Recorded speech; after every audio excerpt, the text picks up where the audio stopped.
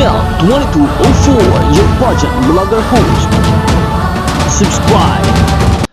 Magandang araw Pilipinas and good day pageant lovers. On the latest interview of Miss Universe Philippines Iloilo City sa kanilang latest event sa Miss Universe Philippines ay patuloy na nagpapasalamat ang beauty queen sa lahat ng kanyang mga suporta at patuloy pa rin siyang humihingi ng suporta sa lahat ng taong naniniwala sa kanya sa kompetisyon.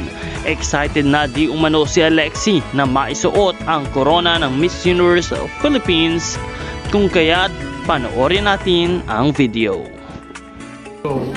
Hi to my fellow Longo, Alexi Brooks in here again. I just want to say thank you so much for your support and excited na ako hopefully with the crown on my head. See you all soon, halumika mo for me. Thank you so much and God bless you. Nawa ay patuloy nating samahan at suportahan si Miss Iloilo City Alexi May Brooks sa kanyang journey at laban sa Miss Universe Philippines 2024 competition. Maraming salamat sa iyong panonood at maraming salamat sa iyong pag-subscribe. Suportahan ang iyong paboritong kandidata. Support your favorite candidates and leave a comment.